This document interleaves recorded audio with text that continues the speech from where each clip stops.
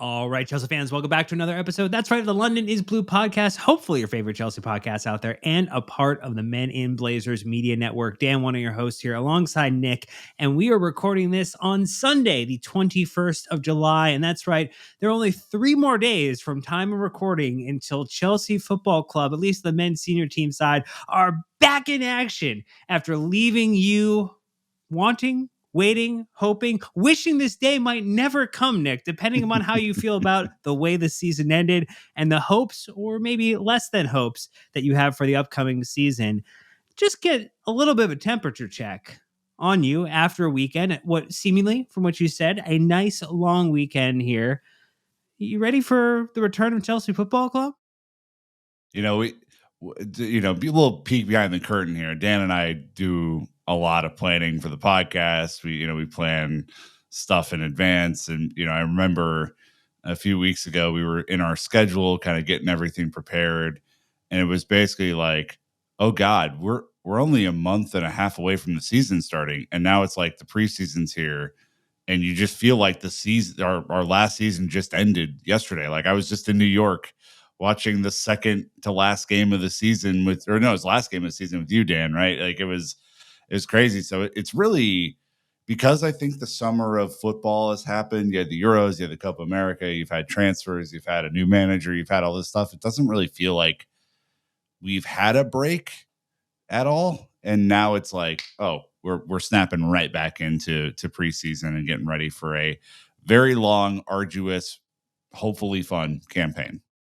Yeah, and we hope that the trip stateside and the one extra game tacked on currently at Stamford Bridge make for a wonderful start to Enzo Maresca's tenure as the Chelsea first team coach. We're going to get into a lot of topics today. We're just going to take a little walk through what the full preseason looks like, set some expectations for what we think a successful preseason could look like. We'll get into the actual positional groups. We'll talk about some expectations we have for each group and how that we think it might shake out in terms of an evaluation standpoint.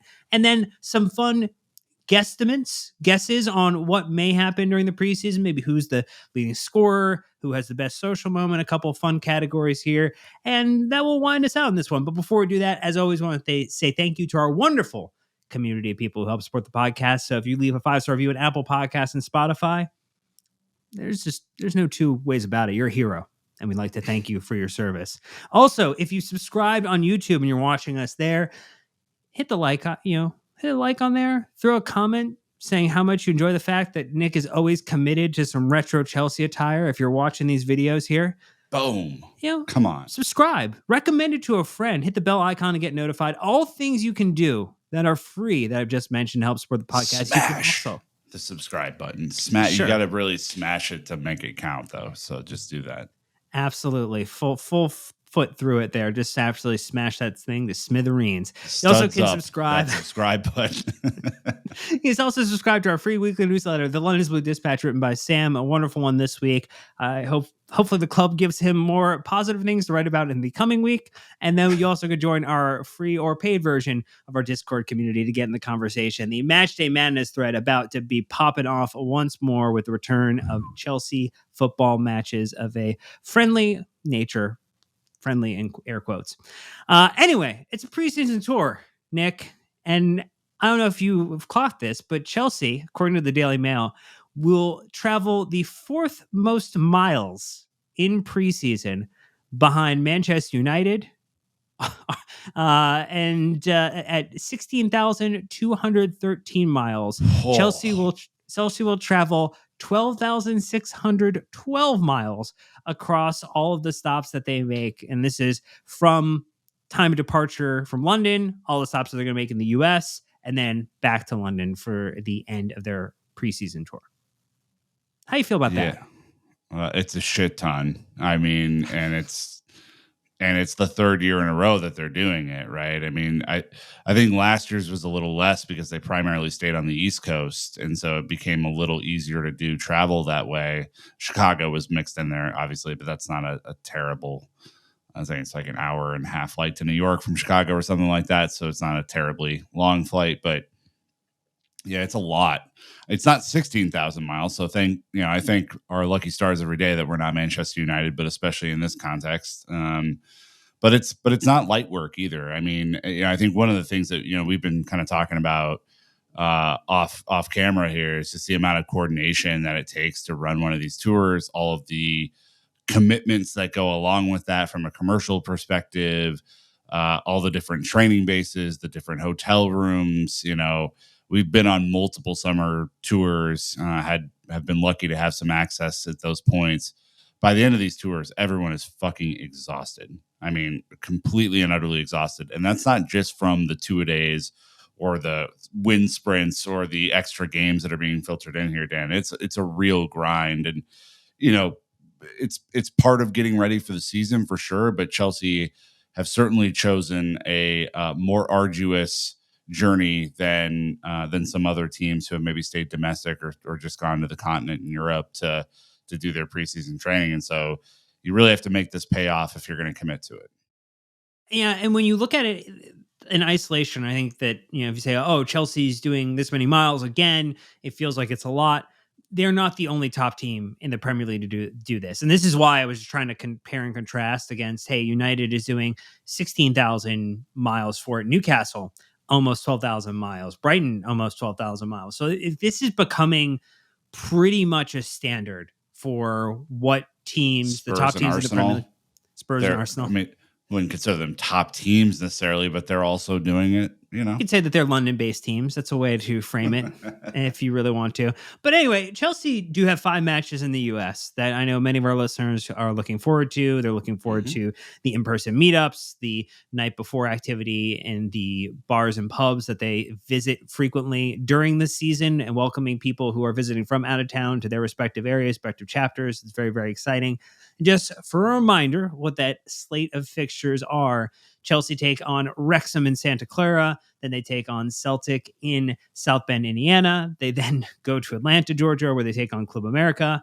Then Columbus, Ohio against Manchester City. And their last match in the U.S. is in Charlotte against Real Madrid to cap it off with that final game that's been added once they return to London against Inter Milan. And I guess maybe just from the spread, Nick, you have a match from starting on the 24th all the way until the 11th of August. You've got those that string of 6 matches, and then 7 days after that match against Inter Milan, you have the first game of the Premier League season against Manchester City.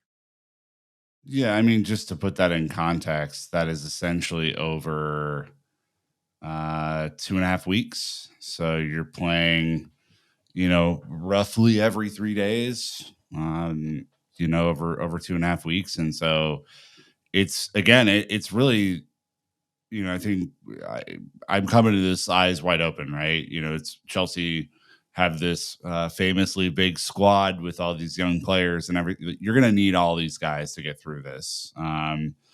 Especially those who are coming back from long-term injury, who haven't played a ton of football in a short amount of time for a long time. This is going to be a really interesting construction. It's going to be a really interesting strategy to see how they piece it together to ensure that players both get their fitness on, but also don't wear themselves out before the start of the season. Players who are coming back from injury, how do they reacclimate? Players who are already fit, how do they show that they're ready to start the season well? I mean, it's a really interesting bit, and again, we've been on the road for the last two summers with these guys, and it's been fascinating to see some of the training sessions and how different managers have taken on these challenges in different ways, right? So Mauricio Pochettino, had him running a ton last summer. It was fitness. We saw it all the time, but a lot of change throughout the games. Players would come in for a half, exit for a half. Going to be fascinating to watch, Dan. I mean, you're right that we have seen a couple. I don't think any of them will have been as intense as watching the Antonio Conte sessions in Minneapolis, where he was getting Eden Hazard into prime fitness mode, because that felt like the most aggressive sprinting I've seen in any type of setting ever in my life.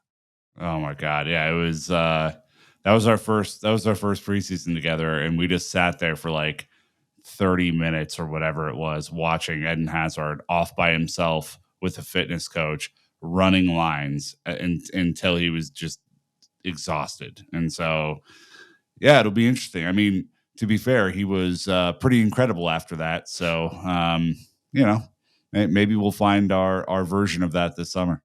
Well, here's hoping that no, not all the broadcast information has been released, particularly for the our UK fans, which is severely disappointing because, yeah, that's like they're having to look at, well, am I going to go to Wrexham's website and pay 10 quid to watch the game that way? Am I going to go to the City TV site to watch the City match? At least in the US, we know for the Wrexham game and the Celtic game, it is ESPN Plus or ESPN Deportes is going to carry it. The other matches seemingly up in the air still. Probably find out closer to the time of the match. And hey, we'll put more content out, so we'll get you covered. We'll figure that out. But Nick, I wanted to talk about this idea of like a successful preseason. I think we've shared a couple of stories now. We talked about the amount of matches we're going to be playing. I think the definition of success is going to vary, right? The club has a definition of success, which is, hey, we increase the size of the brand. We make a ton of money through the matches that we play. Chelsea is more popular. We pick up more new fans. We get the team in competition ready form, and I think all of that is nice. Some of those are probably more important to supporters than the other. I think in my mind, winning the matches is nice. Building fitness, not sustaining major injuries, that's probably the key victory that I would aspire for. And then I think there's some secondary outcomes of that, like, hey, we clearly understand what the depth chart or the hierarchy is within our player positions. We've identified who is going to benefit from being with the squad, even if they might get 1,000 minutes versus going on loan and needing 3,800 minutes, potentially playing in the championship for a full season. What are your thoughts on those, or if there's other areas that you would use to define if preseason was successful or not successful? It's incredibly important for fitness and all the things that you've already said, but I think especially with a new manager, is there a improved understanding and display of the manager's philosophy on the field? Because there's just not that much time. We are less than a month away from the start of the Premier League season now. Every time I look up at the calendar, I'm like, holy shit, the Premier League season starts on the 18th of August for us. We're we're recording this on the 21st of July, and starting to get nervous already for that. So it's is there a clear understanding and display of this manager's philosophy? Is there a especially for those, and I hate to use this term with such a young squad, but for the veteran leaders in this team, someone like a 25, 26-year-old Trevoh Chalobah, for example, or Reece James or Ben Chilwell, is there a real show of leadership to help get these guys going and to make it known that, there are standards, in the preseason, and we're not taking, any days off here. And then I do think, and this is not so much from the Chelsea, the brand perspective, but more from the fans' perspective. The reason that the club does this is to build the fan base and to grow the perspective of Chelsea across the globe, primarily in this instance in the United States. So I hope the club does an amazing job of catering to fans during this tour. I know it's annoying. I know it's especially annoying after you worked your ass off all day running wind sprints and stuff like that. But signing some autographs and doing some photos and, surprising some fans on tour, it just makes lasting memories. It makes lasting impressions on people. And it's frankly, the start of how a lot of people get into the club. And I could say this from personal experience. My buddy Joe, who got me into Chelsea, part of the reason why he got into Chelsea is because of a summer tour after in 2005. So, these are big moments for the club to, start to achieve some of its bigger brand goals. And I know that sounds probably cringy to the hardcore support, but I'm a big proponent. If you're not growing, you're dying. And I think they need to do a great job on this tour, especially with the younger fans and the kids and all these sorts of things. Like, make sure that you are the biggest, baddest show in town and have a really, really great perspective of yourselves after you leave. Yeah, all sounds good to me. And I think for those supporters on the ground, again, the tickets to these events are not cheap. I think for some of them, they're looking at, high 80s to be a starting price point, which is about the same price you would pay for a full Premier League match ticket. And so, again, economies of scale, because that doesn't involve the flight and the hotel and the time and energy to get over there. But I mean, just comparatively speaking, it is an expensive proposition, as much as we're looking about this to be something that's good for next year's profit sustainability reporting. Mm-hmm. Taking the time to build those relationships with supporters, to build that relationship between the club and the supporters groups in those cities who are opening their doors, who are making it easy for supporters who are not from that area, not from that city, not from that town, to find other Chelsea fans to connect with, to hang out with, to party with. I mean, that is, something that is really important and it needs to be recognized appropriately. And just last note on that, because we have a ton of experience on these preseason tours, and because we've hung out with a bunch of these supporters groups, and many of them have welcomed us to do, live podcasts and such, or just be a part of the general hangout. We understand how much these chapter leaders do to put on a real fun time for the majority of supporters who are coming to a particular city.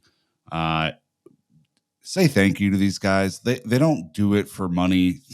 They do it for the love of Chelsea Football Club. Many, many, many of them, and they do it knowing that schedules change at the last minute and things can get screwed up, and they just roll with the punches and do a really great job. So if you're at one of these supporters groups parties and you're having a great time, make a point to just go say thank you. They do a lot of thankless work to get a lot of Chelsea fans organized in a short amount of time. And so, I know that we've shown our gratitude to them in the past, but it's a really hard job that they do, and I don't think they get enough credit for throwing the sorts of good times that they do. So just say thanks. That's it. All right, so before we take our first ad break, Nick, on the spot, the first little prediction moment of this episode dropping in here. Chelsea's preseason record will be ... Mm, I put mine in there, so I can give mine if you need a second. I think it will be 4-2. So 4 wins, 2 losses. Okay. So I don't know if you can technically draw on some of these. I bet you can draw the Inter Milan match. I don't know if the other ones are going to necessarily be that, but I went with 3-1-2. So 3 wins, 1 draw, 2 losses. Yeah, I don't know. I don't know if they're going to go to penalties, or it So just the seems random like penalty such. shootout. It just feels so dumb, Like every time you see a penalty shootout in a preseason friend, you're like, okay, I guess. But like, yeah, I think City and Madrid will be tough. I think Chelsea win the first three with ease, and then Inter is probably the coin flip at this point. But I think the club will fare pretty well, and my hope is, especially against your cities and Real Madrids of the world, that the club does go into those matches with a serious attitude. Like, obviously, it doesn't matter. It won't matter on the season if you beat City now versus the 18th of August. But I want us to show up and make it known that we're here to play. I think that's a big deal.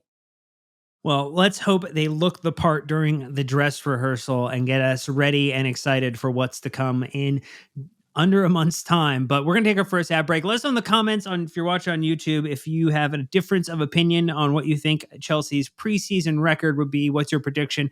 But that's going to do it for this first segment.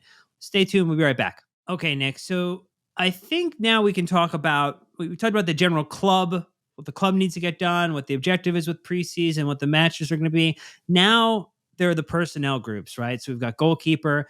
We made sure that Brandon couldn't come on this episode, so we didn't have to spend a ton of time talking about them. But we also have defenders, midfielders, and attackers that we're going to get into here.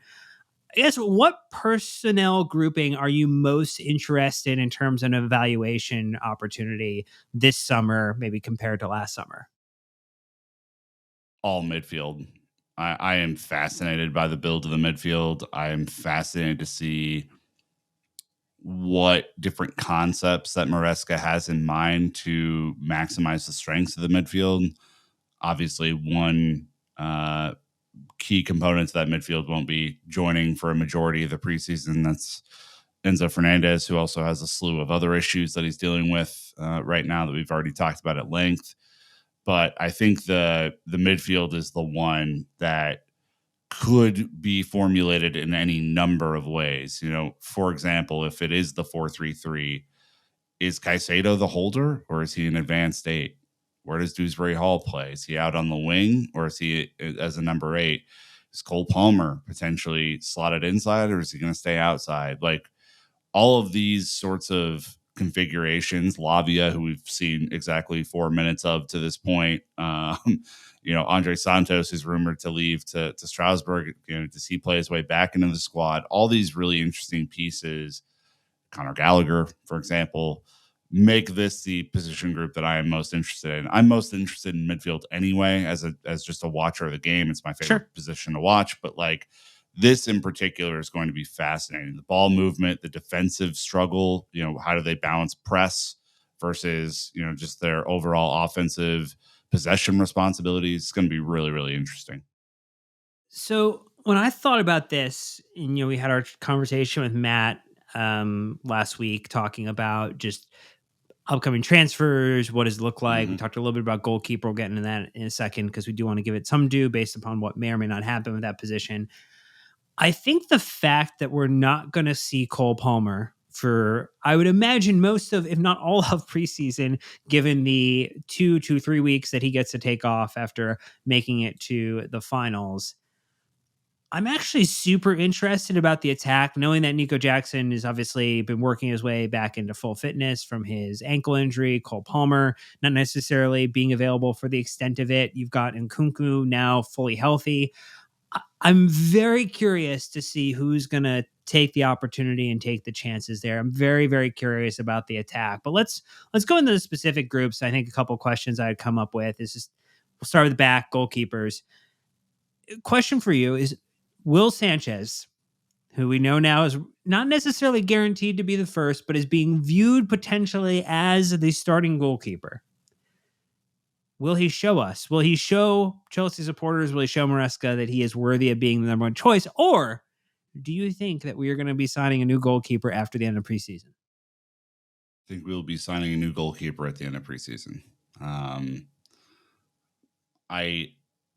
I did not see enough. And again, players can improve. They can change. Like, this is not me writing him off, but just based on what I've seen from him, I don't think he's strong enough in possession if we are truly going to play with him as like a pseudo outfield player, like we've seen Maresca's system, display possession in the past. I don't think he's strong enough in distribution outside of like little short passes to break press effectively. I think when we got pressed last year, that was a real problem for us, and we showed panic instead of calm.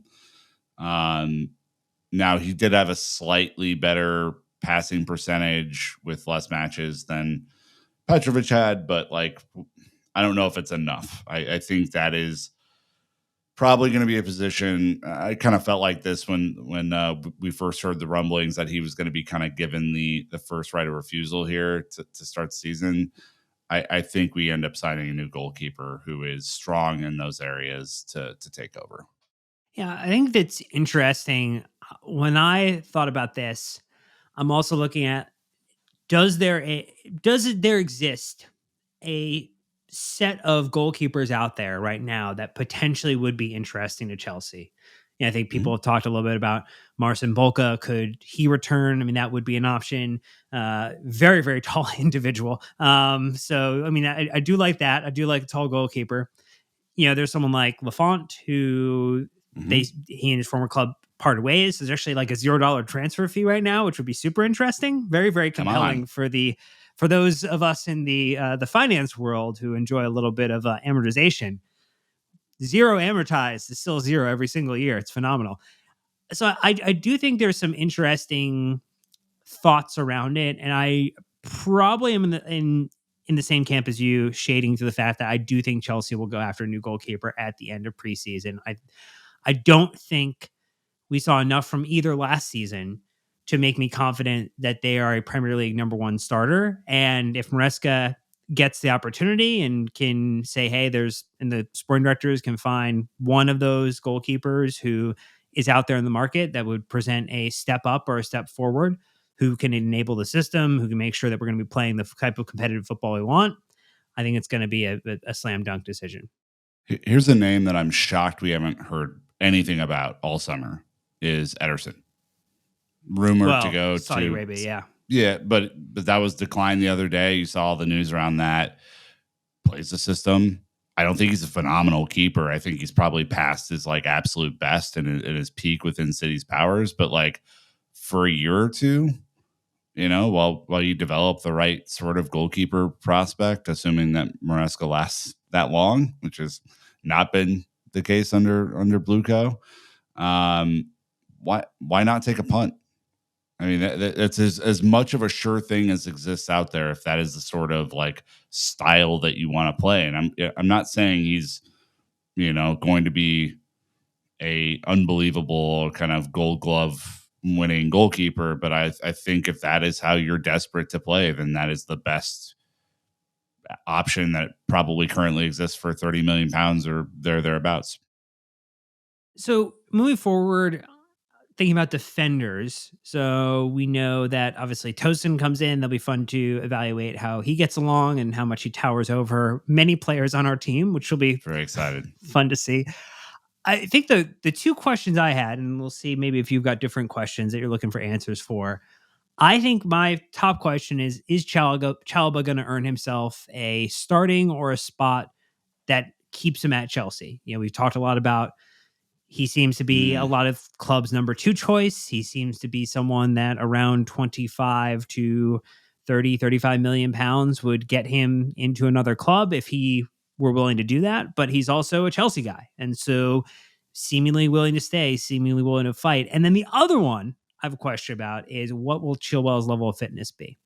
Yeah, we're not going to see Marco Correa back for a little bit of time. He's enjoying the best of lives, having won the Euros and trolling everyone, including Gary Neville, on his way to doing so.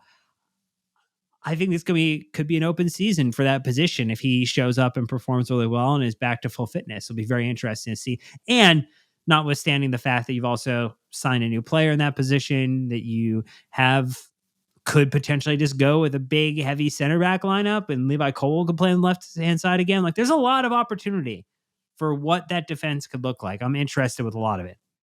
Yeah, I would throw two more at you. I am really interested based on the Vega pod that you guys you and Sam did the other day. That I'm really intrigued to see kind of what he shapes up to be in this system. Is he more of the like left back? I use left back in air quotes. Is he more of that side of things, or is he more of a center back, or is he more of a defensive midfielder? I mean, it's entirely possible he could be one of those things. And then I want to see if Wesley Fofana is going to come back in shape and look the part that we know he can, play at. Look at the level that he can play at. I think there are a lot of people who, in their fun preseason lineup selectors online, have just kind of slotted him in as the right center back, and that's for a lot of different reasons. But your call out about Chalobah is that dude does not go quietly into the good night anytime there's competition, and oftentimes will come out the other side of it as the incumbent. And so it's a really fascinating battle. I think him and Tosin and Chalobah, Fofana, Tosin, Chalobah in that right center back slot. A lot of different types of players in there. It'll be interesting to see how they play out of the back. So it's going to be a big part of their responsibility, right? Is starting possession, and just seeing, which one of them has that little edge to them. Who's not letting someone through? Who's making the crucial tackle? Who's heading the ball out of? We were terrible on set pieces last year. Like, these are all questions that I have, but it's a really interesting battle on that right hand side. So continue to advance forward. You said midfield was the area that you're most excited to evaluate, to put some eyes on, to get some NPET shithouse moment of the match analysis going. What are some of the key things that you're looking for when it comes to midfield? I've got a couple ideas, but I'd love to hear yours. Yeah, I'm really, really interested in Caicedo's role. I think he is so good at so many things. Like we saw him play number 10 for Ecuador during Copa America, and he acquitted himself very well in that role. Again, kind of a different sort of vibe playing against Argentina, as an underdog. So take that for what it is. But he is such a versatile player. Sam has on at length about how he could even potentially fill in at right back if he wanted to get the most out of his passing range as like that inverted right back. I am fascinated to see what he does in the system.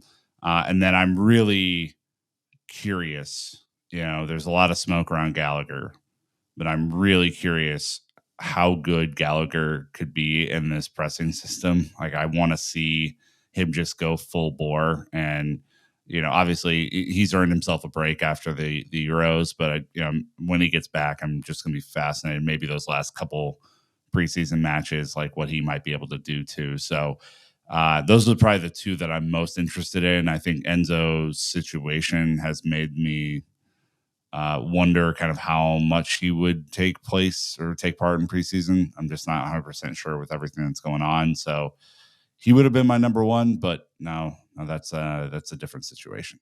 I think a couple other interesting ones. We know that Andre Santos, it's now being reported that he is likely and almost assuredly going to be going to Strasbourg again on loan at the end of preseason, yet he's making the trip with Chelsea to the US as a part of the tour. I think to round up numbers, and because to what you said, that there are certain players, whether it's Gallagher or Enzo, who are not available.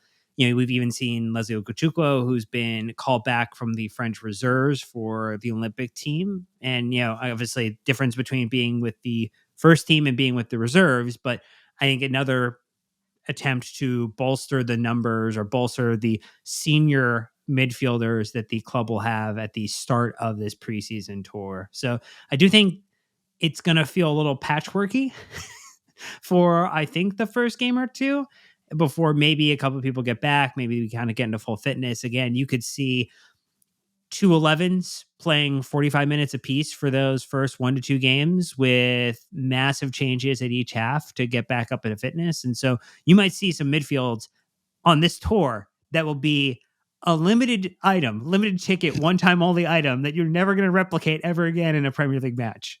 Well, I mean, we said that, with Gallagher playing as a six last season, and then he ended up playing as a six because of Enzo's surgery at the end of the year and looked amazing doing it. And that probably only happens because he was given a chance to play there in preseason and got to figure out how that might look and feel. So, like, someone like Lavia, who we haven't mentioned here in this group, probably has a big chance in these first few games before all the big names get back that, like, can I cement my spot here? Can I show how really good I am to Chelsea fans and make my case for why I should be playing as either a six or an eight?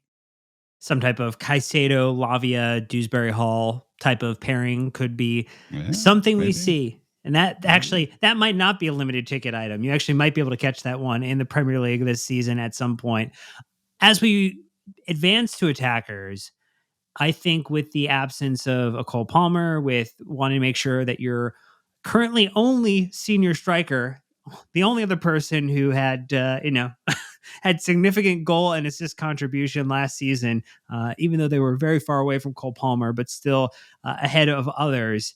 Nico Jackson, I do think you treat him as cautiously as possible starting this preseason and make sure that it is not, you're not putting too many minutes on him, just enough to keep him fit. But I feel like my two things are, it feels like it will be a big preseason for one of, if not both, but one of Madueke and Mudryk getting the nod as the next guy up as relates to the attack.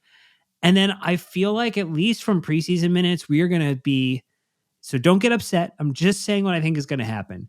I think you're going to see a lot of Raheem Sterling for preseason. I think you're going to see a Correct. ton of Raheem Sterling for preseason. 100%. I mean, this is, again, for these three in particular, really fighting over one spot, right? I mean, Palmer will almost certainly start, maybe as a number 10, maybe as a right winger. We're not sure how the system's going to look, but whatever. I think Sterling is fighting for his life and has a leg up on these two because he's played in the system before. Like he knows what the expectations are, and will almost certainly. He is my prediction for most goals later on, which we'll get to. And then one that's left out of the attack is I think it's a big preseason for Nkunku. Sure.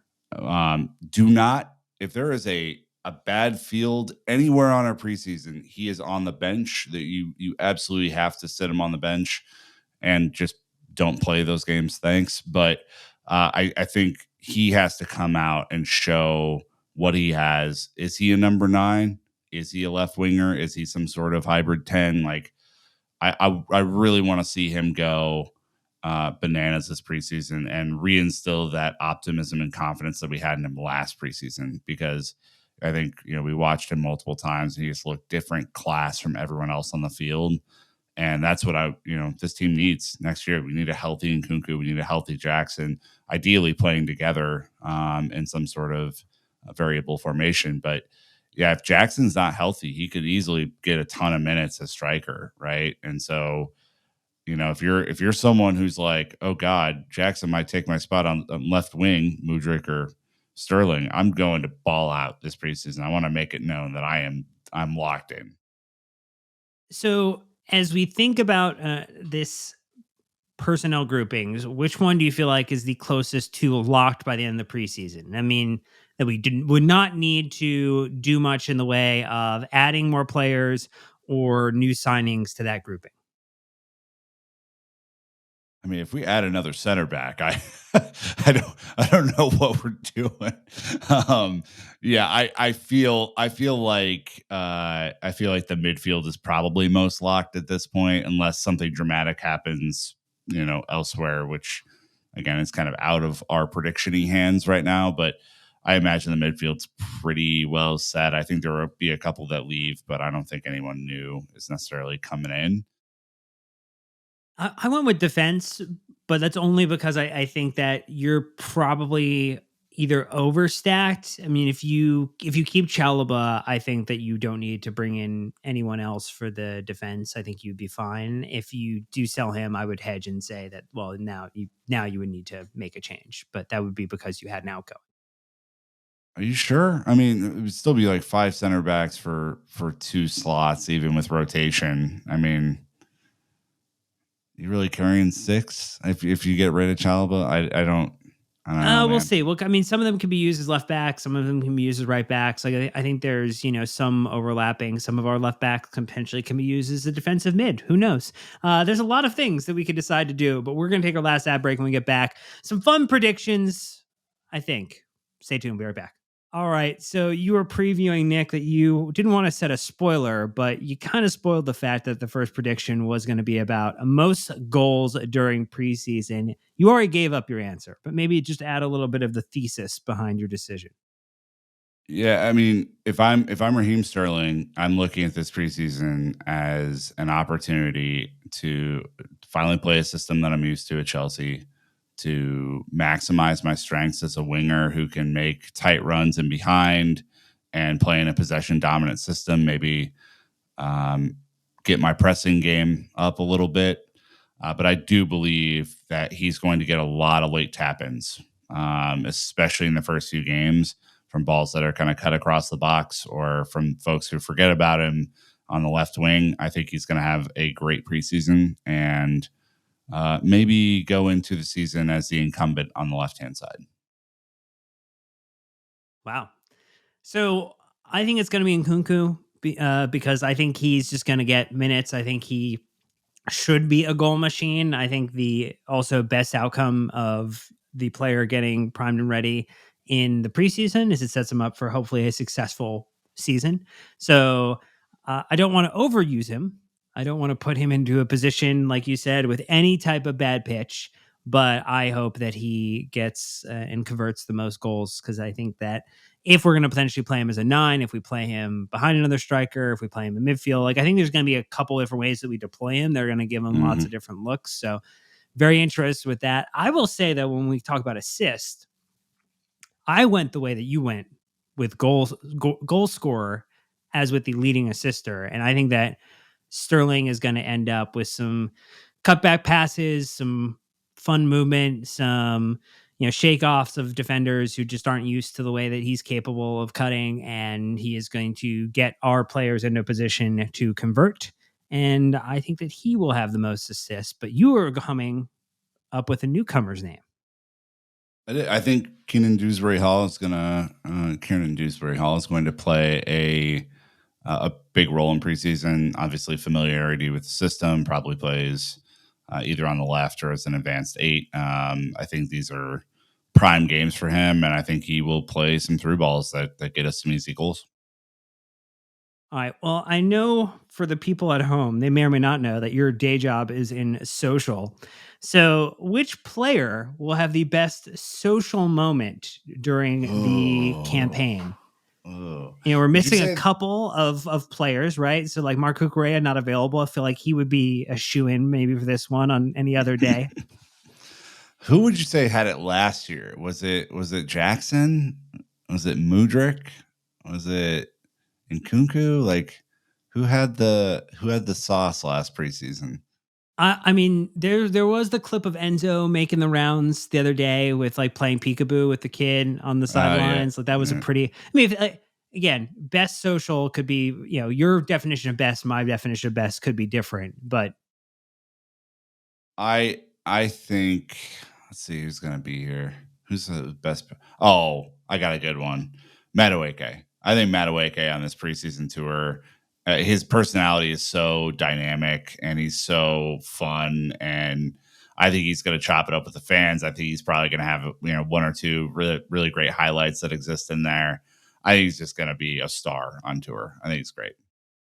I think the fact that he's healthy this year, I think West Fafana is going to come up big Okay, yeah. with the hot social moment of the preseason. I think again our good friend Lee Parker. I'm sure he and the media team will capture many moments that they will get out to us through the social channels, and we'll look forward to how all of those play out. Most appearances and minutes. So this would be the player. Look, I think it's Ooh. unfair to select goalkeepers. Let's just pull them out of that because I think that they will likely have the most minutes out of any grouping. Because if it's just the two, if it's Petrovic and Sanchez over 5 matches, 6 matches, like they're going to get the most minutes. But let's just say outfield players. Hmm. I am caught between two. One being Malo Gusto Mm. and another being Sterling. Ooh. I am gonna go. I'm gonna go with Gusto because I think they'll probably not force Reece James in preseason. It's hard, maybe just coming off Sure. the injury and everything. But like, I think Reece will see some significant time, but I do think Gusto might end up moonlighting a little on the left at times, or doing something Ooh. else, maybe on the right wing. So yeah, I'll go with Gusto. Yeah. So I like that. I just also think the fact that knowing that Reese will be out for those first couple games and Gusto is your top choice option on the right handed Mhm. side of your defense, maybe you don't want to put a ton of minutes on his body at the end of Maybe, this campaign. maybe. I feel like Levi Colwell is my sneaky pick.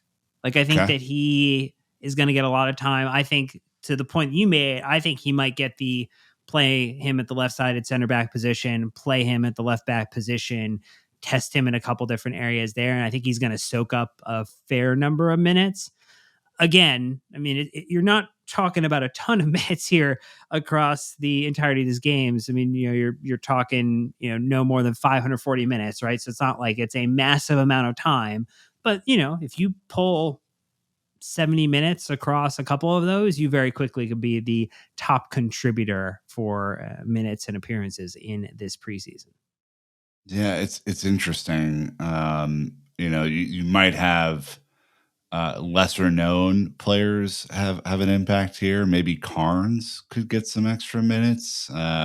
Sure. Really interested in how much that Nkunku plays, knowing that there isn't like an overwhelming number of strikers on the squad, but you might see some young guys get a chance up there if they're wanting to give him a little bit of a break. A really good guess would be Dewsbury Hall. That would be a really good guess because the midfield's going to be a little light for a bit. So Yeah. there's a lot of good options in here though. So, player who impresses with fitness because they were injured potentially for all of or some of last season, but looks ready this summer to catapult in. You brought up the names like Lavia earlier. I think there's definitely, we could talk about Fofana. Like, there's a lot of names you could pick from this one, unfortunately. But who are you pointing to as who you think is going to impress us with where their fitness is at? Fitness, yeah. I was torn between Reese and Fofana, and I will go with Reese. I think Reese is going to be raring to go. See, I feel the same way because it was also a defender, but it's on the opposite side. I feel like, we talked about this. This could be a really massive preseason for Ben Chilwell. And so if his fitness, if he does not match this, I would be highly concerned. But he has been a player before the injuries that had some of the best fitness on our team. And so I would hope that if he is saying, I'm going to be competing for a starting position this season, I'm going to be helping willing Chelsea forward to win across multiple competitions this season, we would benefit highly from having Ben Chilwell being at the top of his game and in peak physical condition for this preseason. That would bode very, very well, knowing that Cucurella is going to come back late, and competition is always a good thing in the positions we have on the pitch. So that's where I went. I think there's another fun category, which is there's a bunch of players who are, I would call them on the bubble, who may or may not be a starter, who may or may not be a primary sub off the bench, even with 5 subs, may or may not be at Chelsea in a permanent space at the end of this season. Who is your player that will, based upon their preseason performance, will work their way into Maresca's plans for this season? I mean, admittedly, this would have been the Andre Santos category had it not been leaked that he's going to Strasbourg after this. And it still might be possible he stays with the team. Who knows? But I think the one that really has my eye, Dan, just looking through the roster, is Carney Chukwuemeka. I think there is a huge possibility that he could play one of those advanced 8 roles in a really dynamic and interesting way. He's a really good passer, has great close control, has a really great ability to kind of interchange and score goals in tight spaces. We saw a couple examples of that last year. Just his body movement, the way he shifts and can generate a ton of power. If he's fit and he comes back and really does the job, you could see him either as a super sub or rotation option this year. The midfield's going to be stacked. It's going to be really hard to get into that midfield, even if you're a great player. But I think he could really play his way into the emergency button role when you need a goal. Yeah, I feel like because of his career so far, even though maybe you would argue his time at Chelsea has not been perfect, I mean, I think Raheem Sterling is going to be the guy that Maresca will look to just because of his veteran status, his performance in the Premier League, the pedigree that he has as a player.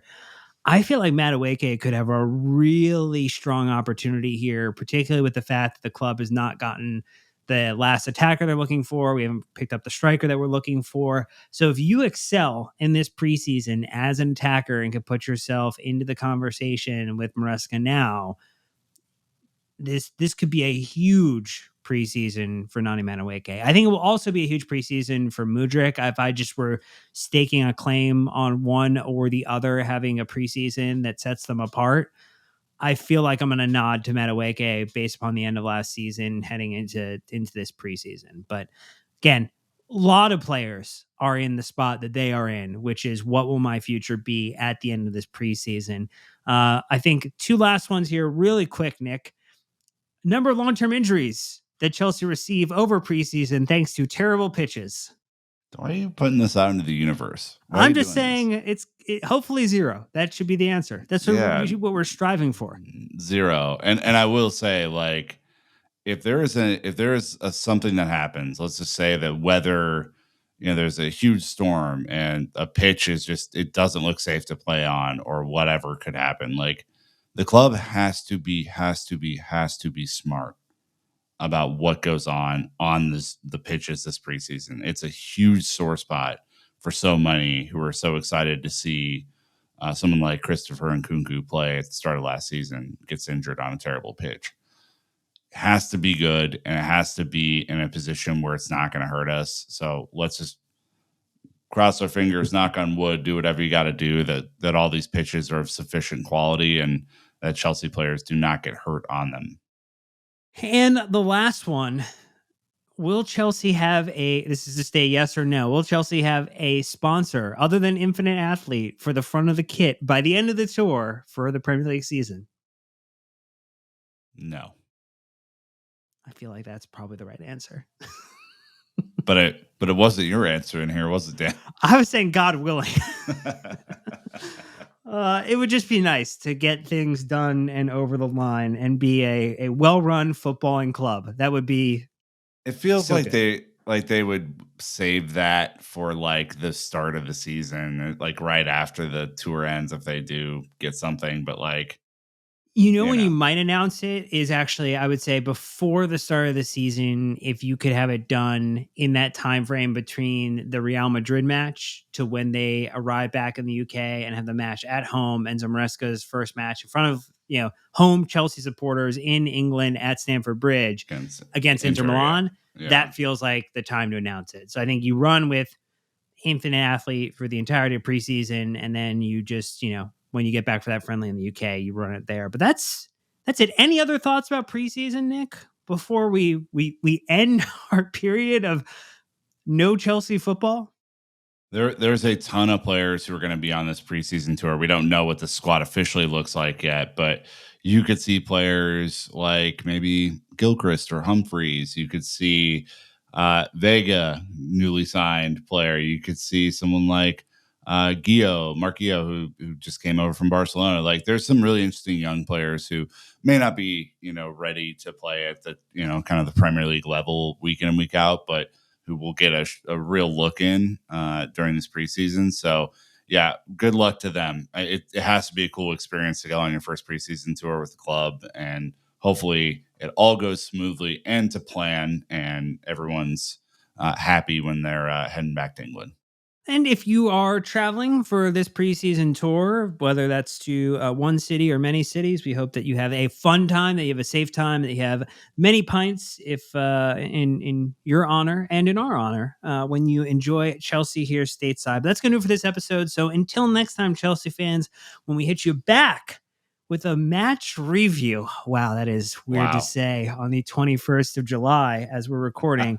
But we'll be back with one after the Wrexham match, along with wonderful other content this week on YouTube, talking about the Conference League draw. We'll also have tons of stuff to talk about as relates to the women's team, too, because boy, oh boy, that is starting to cook as well. Their fixtures coming out this week too, so plenty to look at there. But that's going to do it for this episode. So thank you for joining us. Thank you for leaving 5-star reviews on Apple Podcasts and Spotify, helping us on YouTube as well with likes, comments, hitting the bell icon to get notified, and subscribing to the channel, and also enjoying that wonderful free weekly newsletter from Sam, the Lens Blue Dispatch. But until next time, Chelsea fans, you know what to do. Keep the blue flag flying high.